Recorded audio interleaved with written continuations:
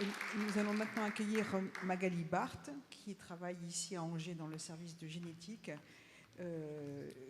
qui a une très grosse activité métabolique et maladie mitochondriale et qui nous parle aujourd'hui du syndrome de Mélas. Magali, c'est à toi. Merci. Merci Agnès. Bonjour à tous. Je remercie moi aussi les organisateurs de me permettre de vous parler du syndrome de Mélas aujourd'hui en essayant de respecter un temps record de 20 minutes alors que je pourrais vous en parler toute la journée. Mais je vais essayer de faire mon mieux. Alors, le syndrome de Mélas, finalement, eh bien, vous voyez, ça fait maintenant quasiment 40 ans qu'il a été rapporté pour la première fois par cette équipe du docteur Pavlakis, avec finalement au départ une définition assez simple de myopathie mitochondriale avec encéphalopathie acidose lactique, d'où l'acronyme MELAS, épilepsie myoclonique stroke-like. Et puis 6 ans plus tard, 2 équipes quasiment à quelques mois d'intervalle qui rapportent le lien entre ce syndrome et la présence d'une mutation sur la RNT leucine mitochondriale. Jusque-là, tout était simple. Sauf que quelques années plus tard, une autre équipe décrit qu'avec cette même mutation, il y a un autre syndrome qui s'appelle le syndrome MID pour diabète mitochondrial et surdité. Et donc les choses commencent à se compliquer, se compliquent de plus en plus, puisque finalement il y a d'autres phénotypes encore rapportés avec cette même mutation, syndrome de Legg, épilepsie myoclonique, ophtalmoplégie externe, etc. Donc tout est un peu compliqué, ce qui explique que dans la littérature, à plusieurs reprises, il y a des équipes qui se sont dit, mais en fait c'est quoi vraiment le syndrome de Mélas et comment est-ce qu'on le définit? Donc il y a eu une première définition un petit peu plus consensuel, donc par Irano en 1992, qui finalement reprend un petit peu les critères de Pavlakis. Et vous voyez que quand même que 20 ans plus tard, il a toujours encore été nécessaire de se dire mais c'est quoi la définition d'un syndrome de Mélas avec finalement quelque chose de beaucoup plus ambigu, où on nous parle donc de 2 critères parmi une liste de critères A, et si on respecte ça, ben vous voyez que finalement les pseudostroques, c'est même plus obligatoire. Et de la même manière, 2 critères parmi les critères B, et si on respecte vraiment ça, ben c'est même plus obligatoire d'avoir un variant de l'ADN mitochondrial. Donc, on s'embourbe. Finalement, pour le syndrome MID, c'est un petit peu plus clair, c'est l'association surdité, diabète d'origine maternelle, maculopathie, ça va. Mais finalement, vous voyez que ce n'est pas si clair cette définition du Mélas et ça pose quand même un problème quand on commence à faire des essais cliniques, par exemple, sur certains traitements. Et en 2020 est apparue cette notion plutôt de spectre du syndrome Mélas, qui est peut-être un petit peu plus proche de la vérité, avec finalement la quasi-totalité des patients qui se plaignent d'une asthénie, d'une intolérance à l'effort, plus de 90% des cas se plaignent de troubles digestifs, beaucoup de surdité, et entre 30 et 60% des cas selon les études des atteintes endocriniennes, avec au premier plan le diabète, on en redira un petit mot plus tard. De même, on dira un petit mot sur les atteintes neurologiques et psychiatriques, bien sûr. Des cardiomyopathies, dans 30% des cas, soit hypertrophiques, soit des troubles du rythme avec Wolff-Parkinson-White. Des instances rénales qui évoluent, entre guillemets, par leur propre compte et pas uniquement secondaires au diabète. De même, des atteintes ophtalmologiques qui ne sont pas secondaires au diabète, qui ont une maculopathie très spécifique. Et puis des choses peut-être un petit peu moins décrites sur le plan gynécologique, des ménopauses précoces, des infertilités par hypogonadisme gonadotrope, des accouchements prématurés par exemple, des troubles vésico-sphinctériens, peut-être qu'on n'interroge pas assez nos patients sur ça, il y a certaines séries qui diraient que plus de 80% des patients en ont. Et même, vous voyez, des atteintes cutanées, vitiligo, eczéma séborréique. Dans l'évolution, 65% des patients débutent la maladie avant l'âge de 20 ans, avec 5 à 10% même beaucoup plus tôt avant l'âge de 5 ans. Et vous voyez que finalement, que chez les porteurs de cette fameuse mutation de la RNT leucine, eh bien, il va y avoir à peu près 30% de patients qui vont développer un MID, 10% le vrai phénotype Mélas ostente, où il y a stroke-like et myoclonique. Mais surtout, vous voyez qu'on retrouve notre petit paquet là, de 34% autres, c'est ce spectre dont on parlait un petit peu tout à l'heure.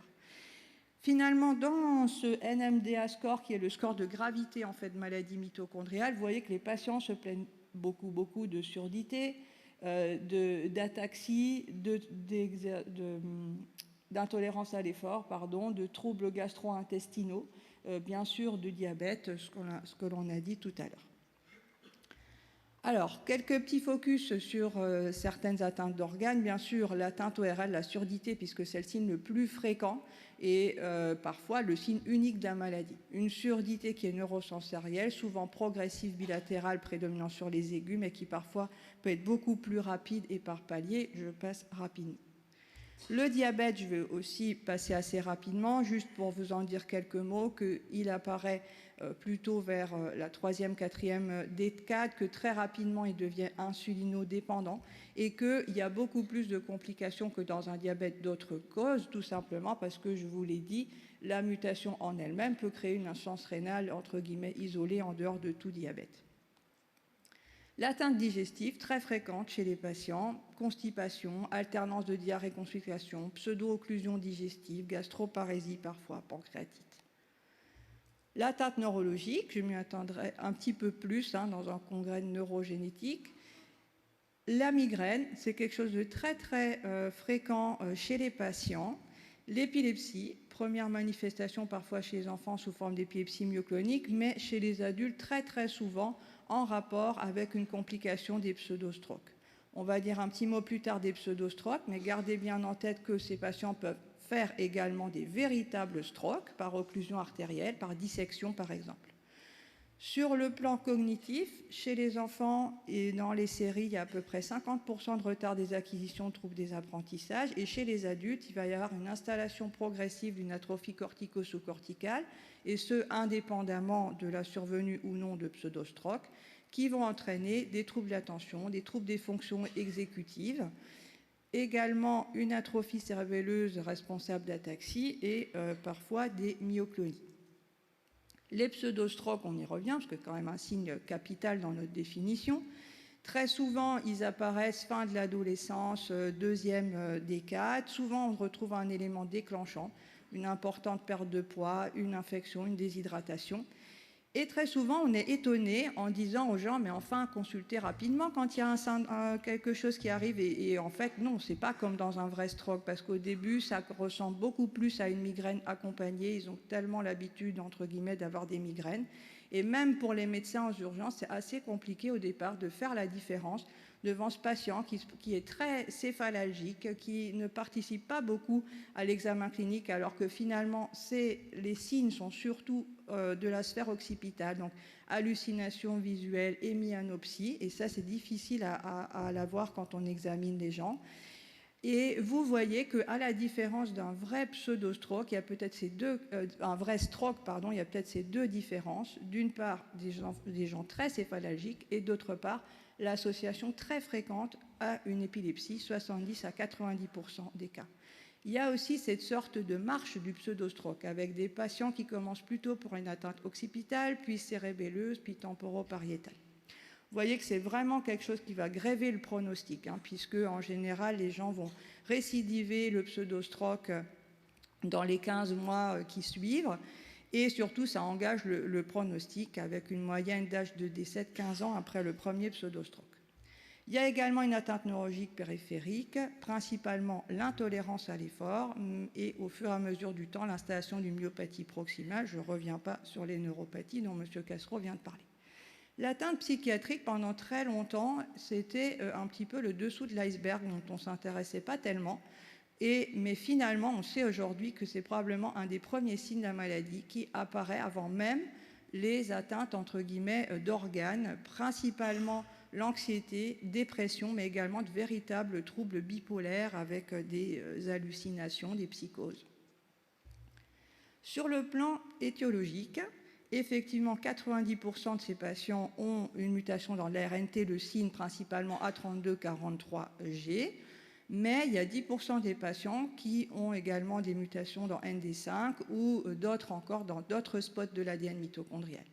Et là où ça se complique, c'est qu'il y a également des phénotypes mélases qui ont été rapportés avec des mutations nucléaires, au premier rang duquel polymérase gamma.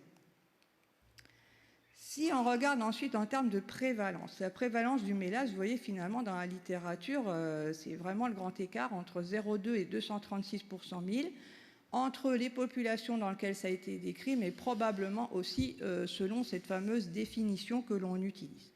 Alors que si on s'intéresse à la prévalence des porteurs d'un variant A3243G, là vous voyez que c'est extrêmement fréquent, 1 sur 400.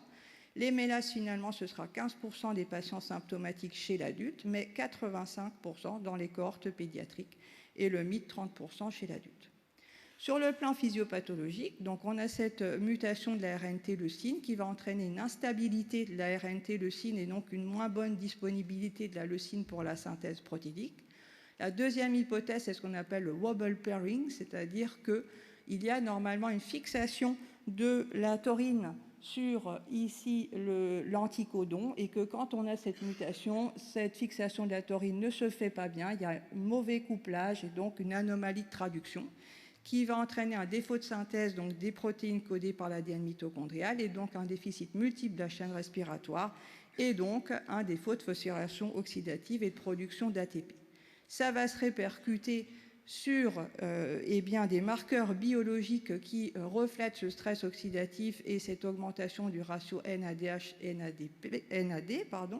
avec au premier rang desquels l'augmentation du lactate, mais c'est assez fluctuant le lactate, donc c'est peut-être pas un super marqueur. Et finalement, il y a d'autres marqueurs qui arrivent là, notamment le GDF15, qui bouge un petit peu moins avec le temps. Ça entraîne aussi une augmentation de la biogénèse mitochondriale, des mitochondries qui s'accumulent dans le muscle lisse et la cellule endothéliale vasculaire, ce qui donne l'hypothèse vasculaire du mélas, avec probablement une part d'angiopathie qui participe au pseudostroke, peut-être aussi à la myopathie. Et puis, il y a une anomalie de disponibilité du NO, parce que la NO-synthase est ATP dépendante, parce qu'il y a une diminution de production de citrulline et d'arginine, et ça aussi, ça fait qu'il y a peut-être une moins bonne vasodilatation et participe à la production des pseudostrokes. Alors finalement, pourquoi avec cette même mutation, on a des phénotypes tellement différents? Eh bien, il y a bien sûr la question du taux d'hétéroplasmie, c'est-à-dire le nombre d'ADN mitochondrial muté au sein d'une cellule, où vous voyez ici un petit peu sur ce diagramme par rapport au pourcentage d'hétéroplasmie urinaire des patients, effectivement qu'en dessous de 20%, normalement, on n'est pas très symptomatique. Ensuite, on a plutôt un phénotype MID, et quand on va dans les plus hauts pourcentages, mélas, voire même LEG chez les petits-enfants. Le problème, c'est qu'on a tous des patients avec des très forts taux d'hétéroplasmie qui finalement ne sont pas si symptomatiques que ça. Donc, il y a aussi la question de la variabilité tissulaire. Des gens qui vont développer une atteinte cardiaque, d'autres qui ne vont pas du tout en développer.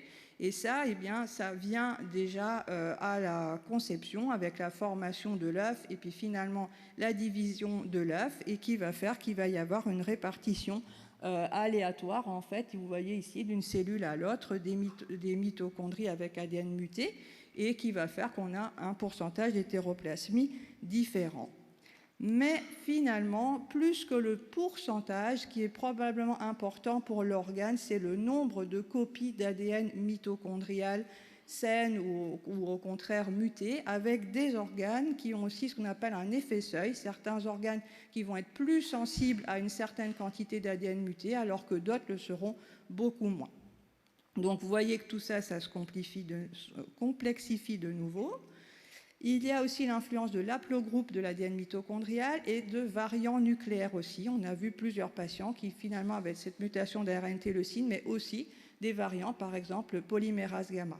Et probablement d'autres variants qu'on ne maîtrise pas très bien, qui fait que par exemple sur des jumeaux homozygotes, eh bien, on s'est rendu compte qu'ils avaient quasiment la même répartition d'hétéroplasmie, du taux d'hétéroplasmie par les organes entre deux jumeaux homozygotes. Il y a des facteurs environnementaux, des facteurs immunologiques, l'influence de l'âge, l'influence du sexe. Donc tout ça fait que quand on a un conseil génétique à donner, eh bien, c'est un petit peu compliqué et que la corrélation génotype-phénotype est assez difficile. Je ferai un petit mot sur la variabilité tissulaire, puisque finalement, si c'est tellement variable, ben, sur quel organe on se base pour donner un résultat fiable au patient? Normalement, le tissu de référence, c'est le muscle, mais c'est un petit peu invasif de faire une biopsie musculaire. On a vu qu'il y avait une bonne corrélation entre le taux d'hétéroplasmie dans les urines et celui du muscle. Donc, on préfère aujourd'hui faire un prélèvement urinaire plutôt qu'un prélèvement sanguin, parce qu'on sait qu'avec l'âge, il y a une diminution du pourcentage d'hétéroplasmie plasmatique, ce qui fait que certaines équipes ont proposé de faire une notion d'hétéroplasmie plasmatique corrigée avec l'âge, justement pour les études et essayer de faire ces corrélations génotype-phénotype. L'autre question, c'est que finalement, est-ce qu'il existe vraiment des porteurs asymptomatiques? Vous voyez ici une cohorte de personnes âgées, elles ont toutes un pourcentage en dessous de 20%, donc normalement asymptomatiques. Et pourtant, vous voyez qu'avec l'âge, ceux qui sont entre 6 et 19% ont beaucoup plus de décès par stroke ou par démence que ceux qui sont à des taux beaucoup plus faibles.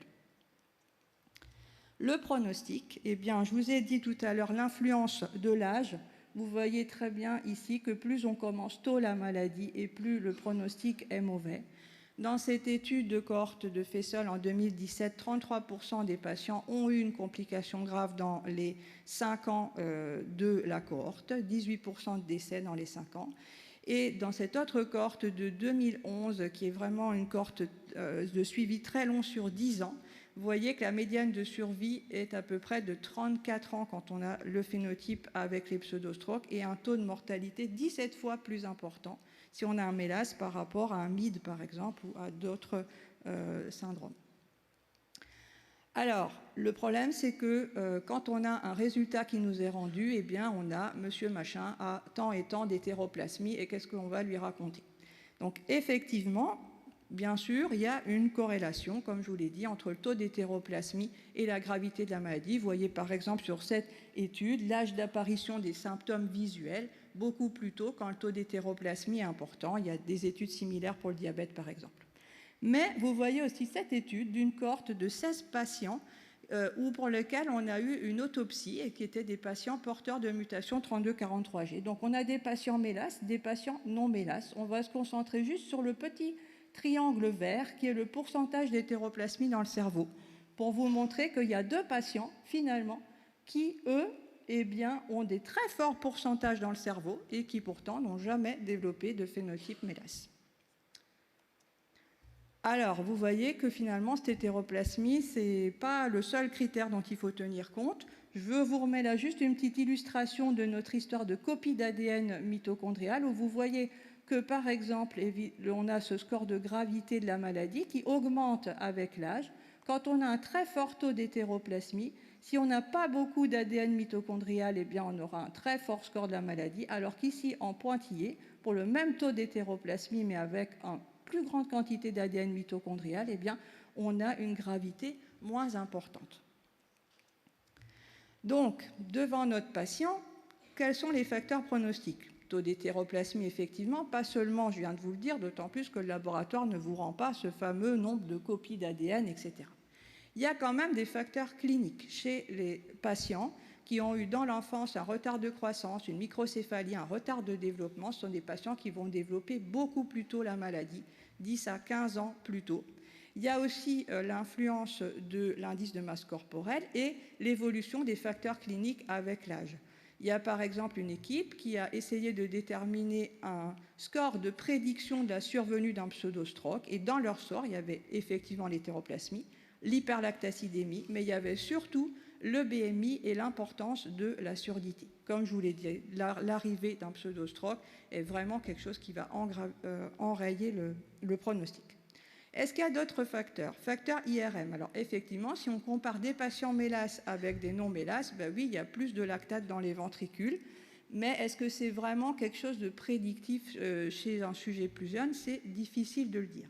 Est-ce qu'on aurait des marqueurs biologiques? Je vous ai déjà parlé tout à l'heure du GDF15. Effectivement, ça différencie bien une population mélasse d'une population non mélasse, mais on sait que ce n'est pas un facteur évolutif. C'est-à-dire si on prend une cohorte, et les gens vont s'aggraver, mais pourtant, ils vont garder à peu près le même niveau de GDF15. Donc, voilà, on aimerait bien avoir un super marqueur comme ça, notamment pour le suivi d'efficacité de nouvelles thérapeutiques. Et puis, peut-être des nouveaux biomarqueurs dont il faudrait peut-être évaluer l'évolution dans le temps. Alors, malheureusement, toujours pas de traitement spécifique dans ce syndrome-là.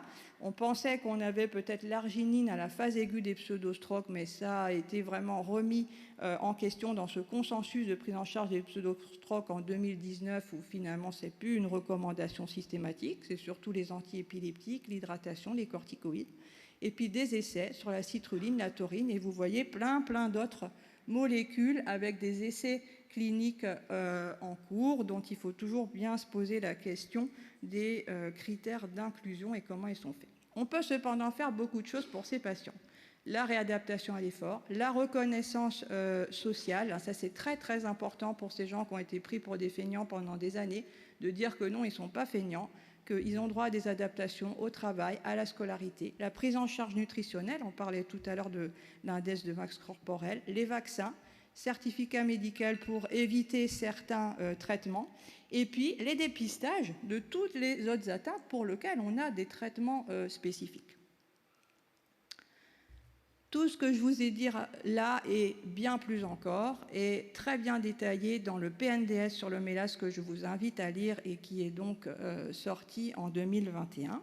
Et je terminerai par un petit coup de publicité sur notre programme d'éducation thérapeutique pour le syndrome mélas-MID qui a commencé la semaine dernière à Angers avec les premières photos que vous voyez.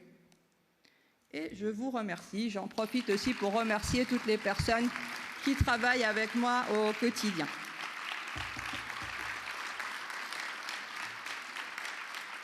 Merci Magali pour cette magnifique cette revue du mélas que tu connais visiblement par cœur. Et je comprends que tu puisses en parler pendant des heures et des heures. Est-ce qu'il y a des questions dans la salle?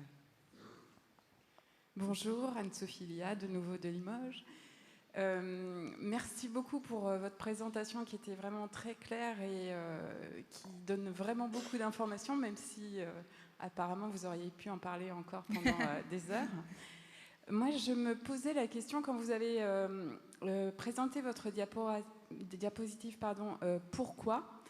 Est-ce que vous avez aussi imaginé qu'il pourrait y avoir des variants modulateurs qui seraient présents dans d'autres gènes et qui pourraient moduler tout ça? Et je pense particulièrement à ça par rapport à la surdité pour aussi aller par rapport à la question qu'on a eue tout à l'heure.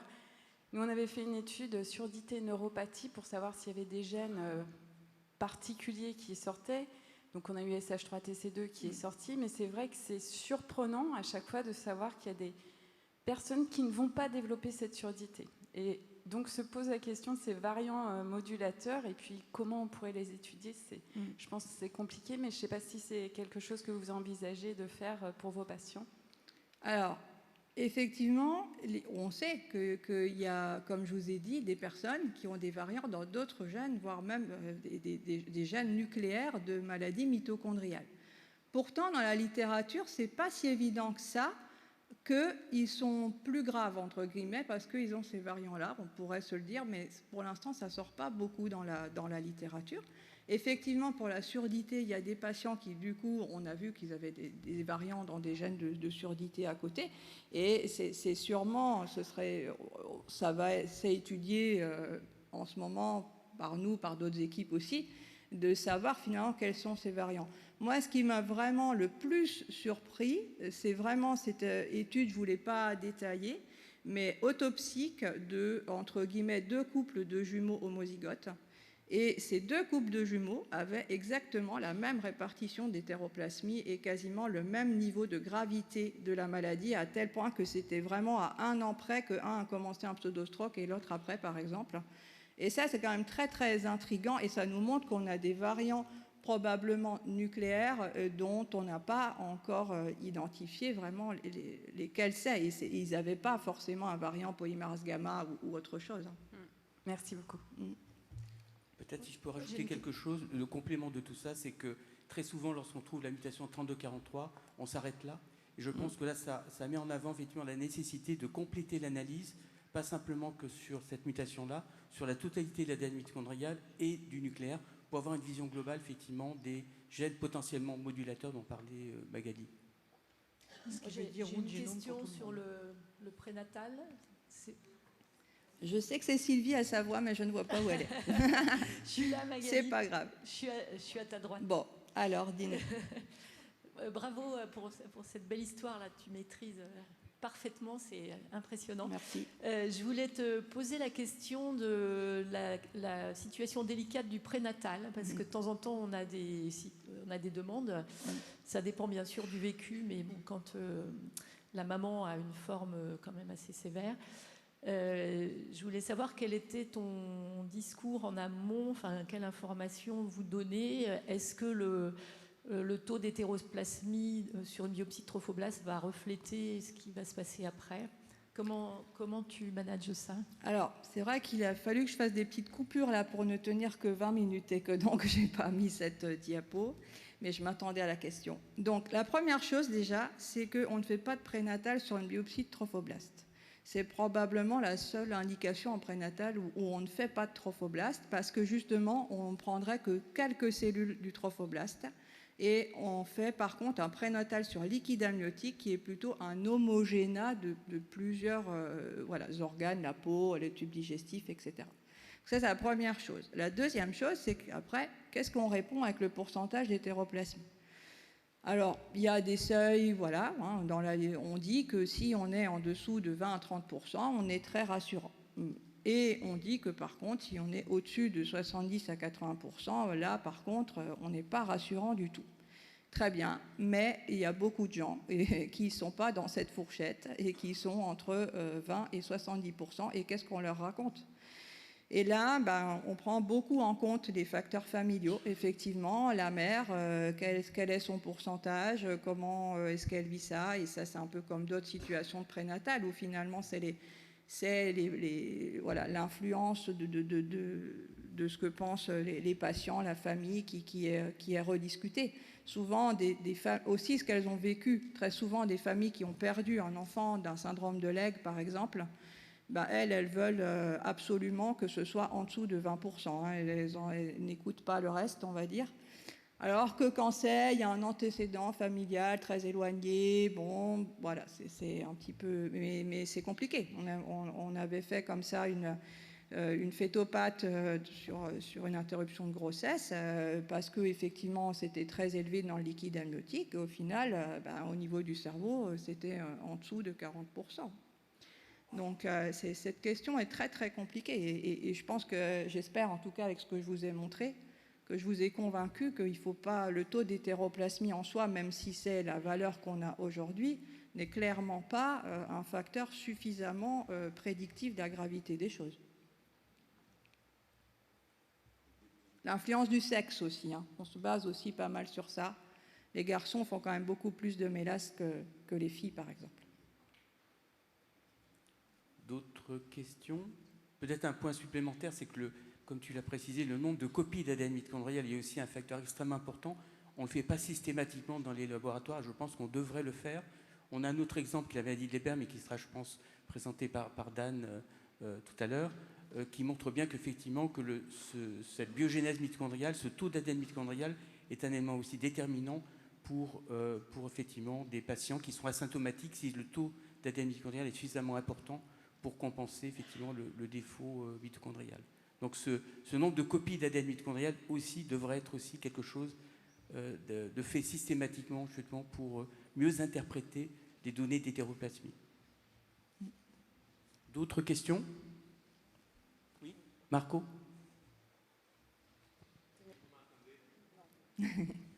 Oui, j'avais simplement un commentaire. Donc, un des limites de l'interprétation des taux d'hétéroplasmique, c'est justement limiter un petit prélèvement, et donc on ne peut pas extrapoler la donnée au reste du tissu et encore moins aux autres tissus. Donc, c'est une donnée qu'il faut interpréter pour ce qu'il est.